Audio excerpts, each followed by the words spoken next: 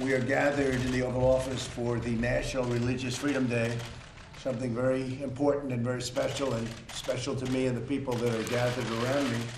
This afternoon, we're proudly announcing historic steps to protect the First Amendment right to pray in public schools. So you have the right to pray, and that's a very important and powerful right.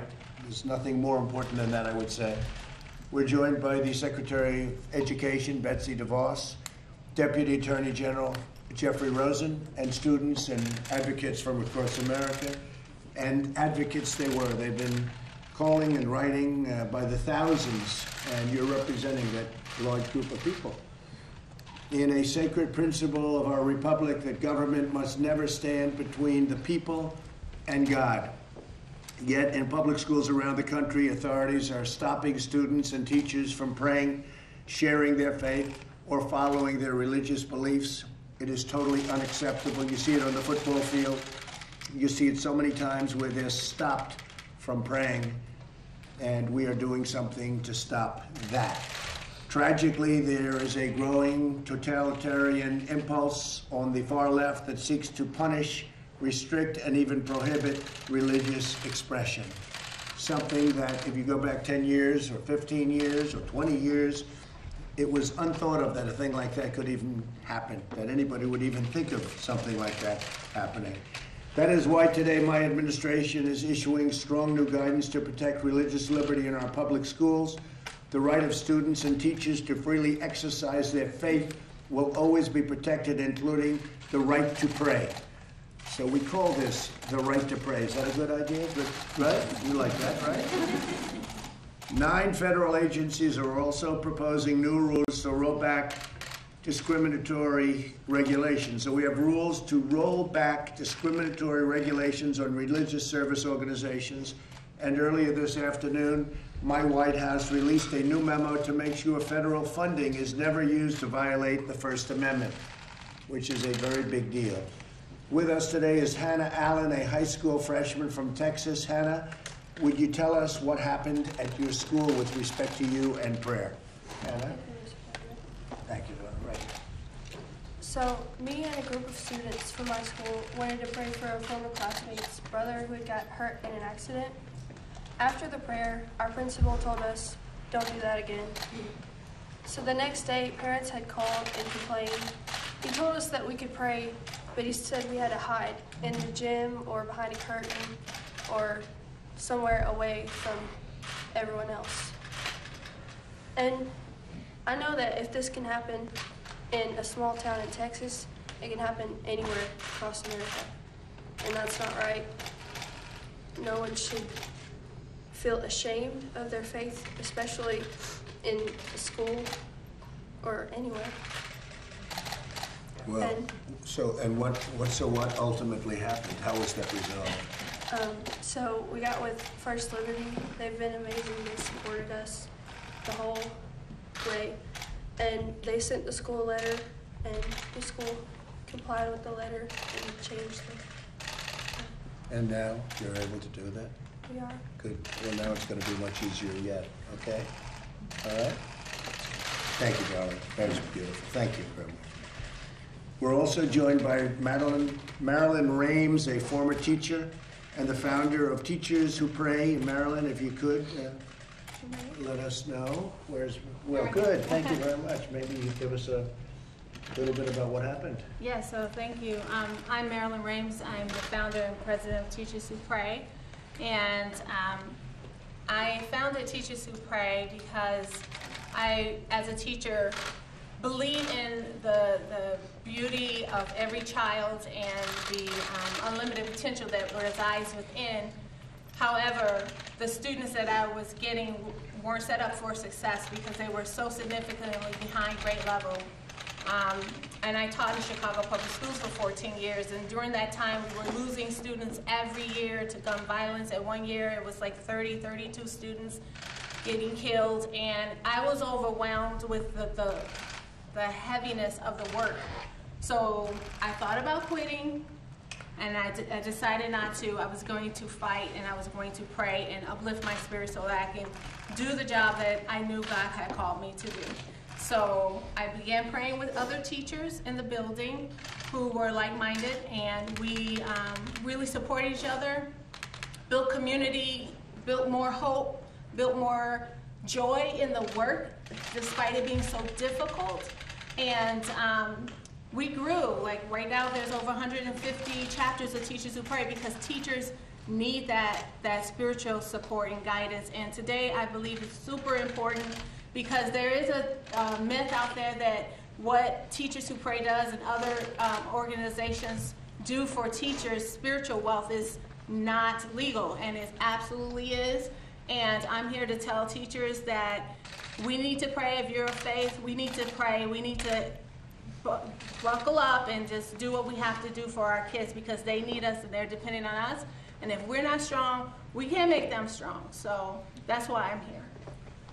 That was really beautifully said. Thank you very much. That's beautiful. Thanks, Marilyn. So while I'm president, which will be hopefully for 5 years, and I don't know, maybe we'll work on, the media will work on a major extension of that. Right? But we will not let anyone push God from the public square. We will uphold religious liberty for all.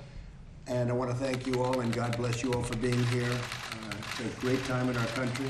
We're doing things that nobody thought were possible. I'd like to ask, if I might, Secretary DeVos and Deputy Attorney General Rosen to say a few words about our actions, if you don't mind. Please. Thank you, Mr. President. Go ahead, Betsy, please. Thank you for your leadership, your courage, and your friendship to people of faith, especially our nation's children. Too many misinterpret a separation of church and state as an invitation for government to separate people from their faith. In reality, our Constitution doesn't exist to protect us from religion. It exists to protect religion from government. The First Amendment affirms our free exercise of religion, and we don't forfeit that first freedom to anyone or in any place, especially in public schools.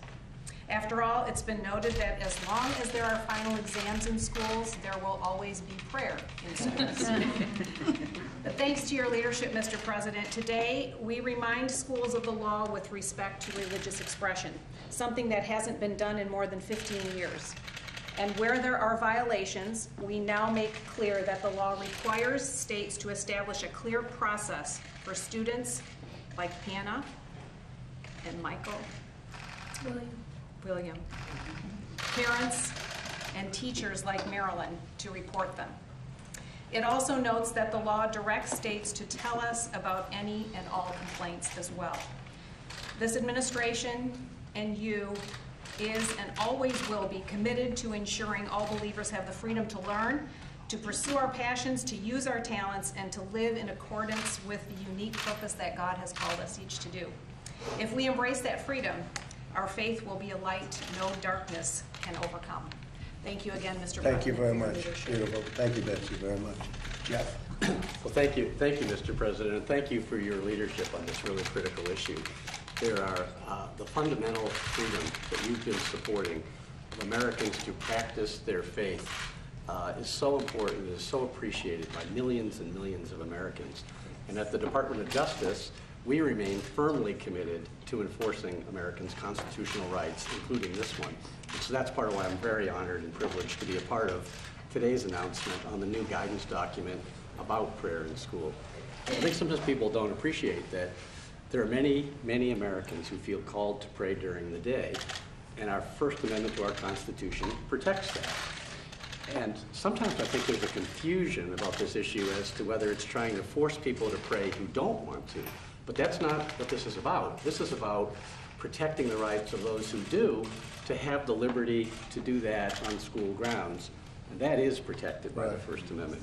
So today's guidance reaffirms and clarifies and spells out for Americans what that freedom is with regards to prayer and religious expression.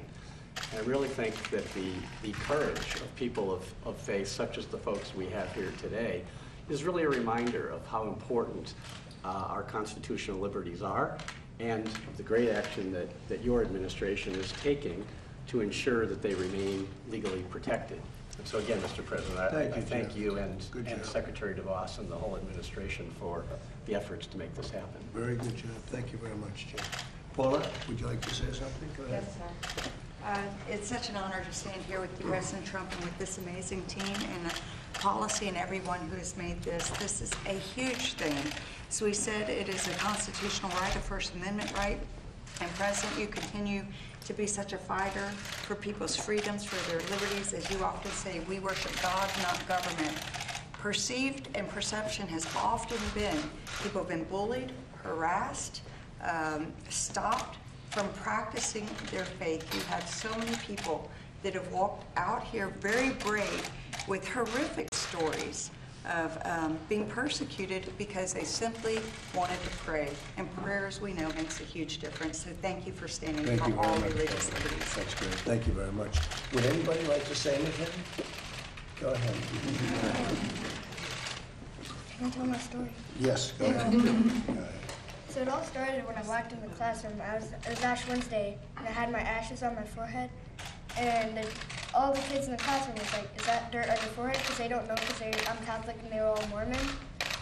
So, because I was like, I was like the only Catholic in that school. So then the teacher came up and like, "It's unacceptable. Wipe it off." And I told her 4 times, and she didn't listen, and she made me wipe it off in front of all the kids. Wow. That's my story. So, thank you, Mr. Well, it's not going to be happening anymore, okay? Thank you, Mr. President. All right. I just don't want anyone to feel like that. That's a beautiful story, well told, because it sets such a good plate out there for people. I mean, you hear a story like that. That's a shocking, Jeff, that's a shocking story, right? You were the only Catholic in the school, Well, I think there's one more. but they didn't have any idea what was, and the teacher did not treat you properly. Okay. We're changing that, okay? Nice job. Come here. Anybody over here? Anybody? Sure. Mr. President, thank you so much for the opportunity to be in the Oval Office. So much history has taken place here. It's surreal. Thank you, sir. My name is Chase Windibank. I started a small group of students praying in high school during a free period. And by my senior year, it had grown to a community of 90 students, and it was so encouraging. But later in the senior year, the administration wound up banning us from praying during school hours, not even during lunch. And so I remember thinking I didn't want to file a lawsuit at all, but after many meetings unsuccessful with the administration, I wound up realizing it was the only way to secure future students' rights to pray. And so thank you, sir, that now I get to have the opportunity to tell students to live out their faith in big and small ways in the future. And you guys are making sure that the founding fathers are living on in our nation. So thank you, sir, very much. Thank you very much. Thank you, It's sir. very nice. Yes. I pray 5 times a day. Oh, my name is Malaki Jazz. I pray 5 times a day, and I had to pray at lunch. And I would bring the hijab to cover my hair, and kids would make fun of me, harass me, and attack me. And I would tell the principal, and the principal actually blamed everything on me at the end. Me and my mom complained so many times, and I didn't have a good education at the end. So, yeah, everything was blamed on me. And we're going to take care of it, right? Yeah. Thank you, Tom. Thank you. Beautiful. Thank you very much. Okay, well, I want to thank everybody for being here. Did I hear somebody else? Yes, please, go ahead. Hi, my name is Ariana Hoffland. I'm a high school student in South Florida. And in my middle school, I was the only Jewish person. And I was very open with my religion. I would announce when I had Shabbat plans, which is a day of prayer and rest. And when we started our Holocaust unit, it ended with everybody being nice to me because I spoke out about it. And I wanted to inform people, and I wanted to help people learn. And the students started to write swastikas on my belongings, on my arms.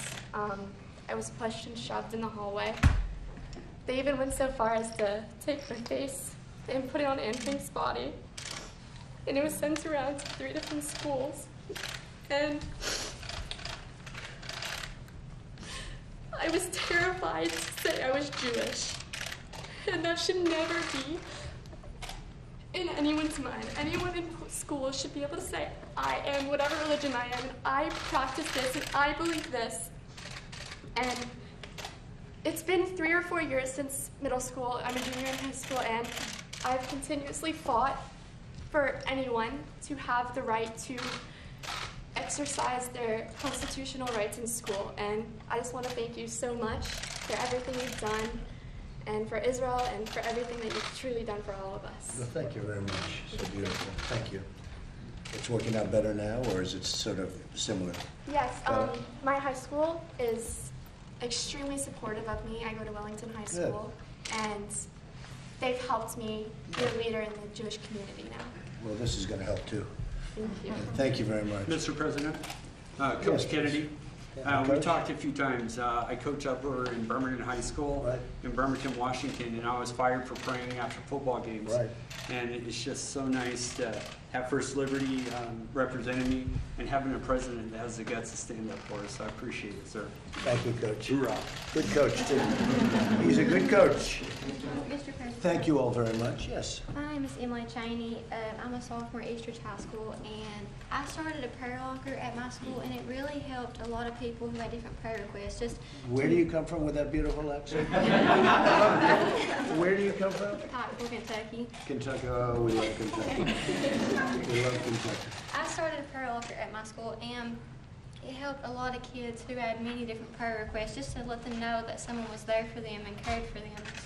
And Americans United for Separation of Church and State sent a letter to our Board of Education that the prayer lockers needed to be taken down.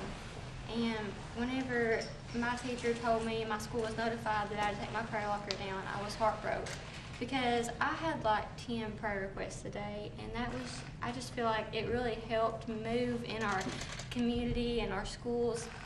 And I'm just so thankful for you and all you've done. Thank for you me. very much. Thank you. Say hello to everybody in Kentucky for me, okay? And beyond. And Thank beyond you. Kentucky. Okay, we're all Mr. set? President? Yes, please. Go ahead. I come from a heritage and from a faith persuasion that every day of my life from childhood to now is grounded in faith. And it is my belief that had we not had that freedom to exercise that faith, we would not be where we are today. And so for that reason, we look at this moment as epic and an opportunity to return to where we have one time been, the opportunity to freely express ourselves and to share with others who might feel the same way, how far we've been brought and how far we must come through faith. Beautiful. So nicely stated. Thank you very much. You were going to say something? Yes, Mr. President, I want to thank you. Eric Buer with Gateways to Better Education. Right. And these guidelines haven't been updated and reissued since 2003. Right. And when we saw that and contacted the Department of Education, we were so gratified of the response from Secretary DeVos and others under staff that said, yes, we need to address this and update these. Other administrations should have done it every 2 years, and it hadn't been done. So thank you so much for stepping up and really supporting religious freedom in schools. Well, we covered a lot of territory in here, as you know, because you're right, it's been many years since they were updated. It has. So I think it's very important. Well, thank you all very much. Go ahead. Yeah, Mr. President, tell me a little bit about what many folks, especially folks of faith, view as a culture war out there. Prayer, a lot of things going on in society. What are your views on this cultural war that we hear so much about? Well, it is a cultural war, and you have two sides, and you have a side that believes so strongly in prayer, and they're being restricted, and it's getting worse and worse, and I think we've made a big impact, and we're loosening up a lot, and I want to loosen it up totally. But you have things happening today that 10 or 15 years ago would have been unthinkable. What's happening? Taking the word God down, taking the word Christmas out, you know, I think we've turned that one around very good. I think we've turned both of them around very good. But we're not going to let it happen. We're never going to let that happen. And we're fighting it hard. You know better than anybody, we're fighting it very hard. And we're opening it up, and we're opening it up again. So stories like you hear, but so many other stories, hopefully in the future you're not going to be hearing too much about that. Okay? Thank you. Good question.